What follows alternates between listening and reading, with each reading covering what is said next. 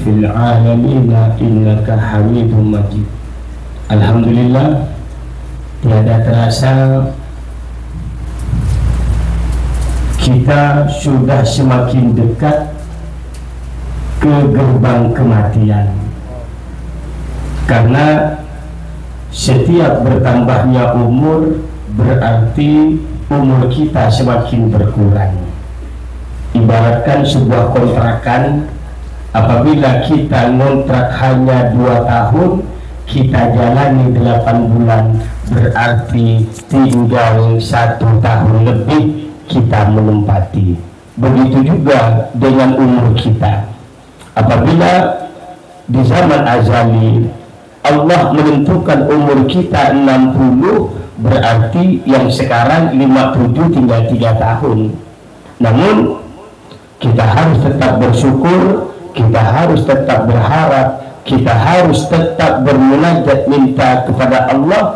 Mudah-mudahan sisa-sisa umur yang masih ada bisa kita pergunakan untuk beribadah kepada Allah.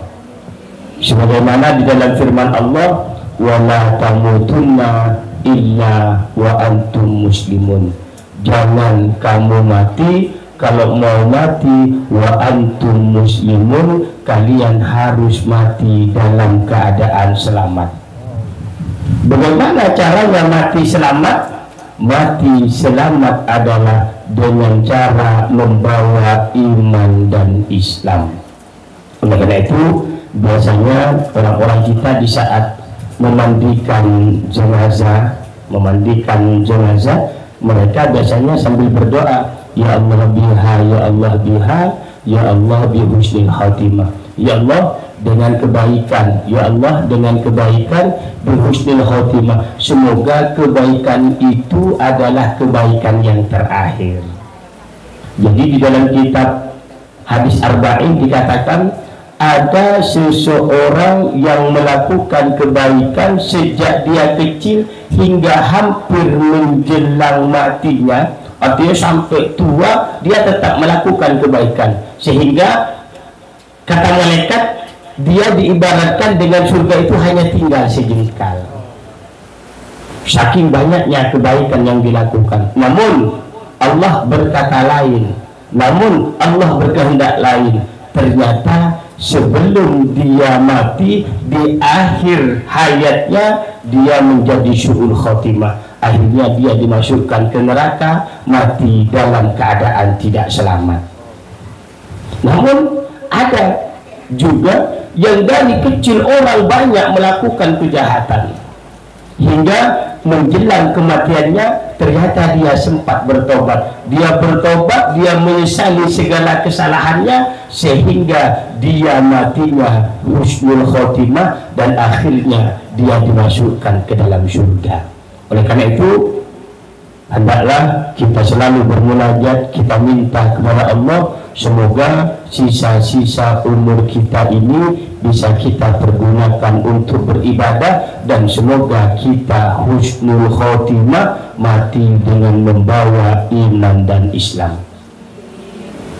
Selawat berserta salam semoga selalu Allah curahkan, Allah limpahkan kepada kekasihnya, junjungan kita Nabi Muhammad sallallahu alaihi wasallam, dengan harapan dengan selawat yang kita panjatkan, dengan selawat yang kita ucapkan, Allah akan menurunkan rahmat-rahmatnya kepada kita semua.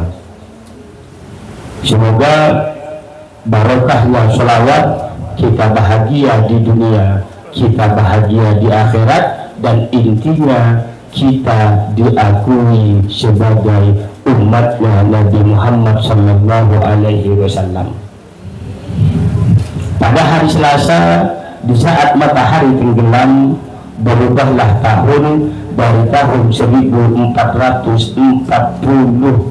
Hijriah memasuki 1445 Hijriah. Berarti sekarang kita sudah memasuki tahun baru Hijriah. Apa yang bisa kita petik dari tahun hijrah tersebut?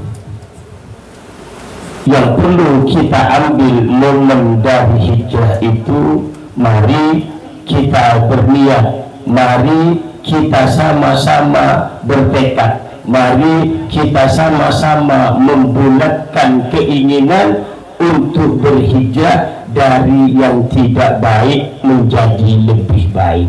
Karena Rasulullah dulu hijrah dari Mekah ke Madinah karena di Mekah beliau tidak banyak menghasilkan kecemerlangan Islam, maka diperintahkan untuk hijrah ke Madinah. Sama-sama kita ketahui hijrah dengan Isra Mi'raj jauh lebih dulu. Isra Mi'raj sama-sama kita ketahui Rasulullah dari Makkah ke Masjidil Aqsa, dari Masjidil Aqsa terus ke Sidratul Muntaha menghadap Allah itu hanya dalam waktu sekejap. Bahkan di dalam kitab Dardir dikatakan Rasulullah sewaktu kembali tempatnya ini masih hangat, artinya hanya sekejap mata, sebentar, nggak sampai makan berjam-jam. Karena kalau kita lebih dari 2 jam aja tempat duduk kita itu sudah tidak terasa.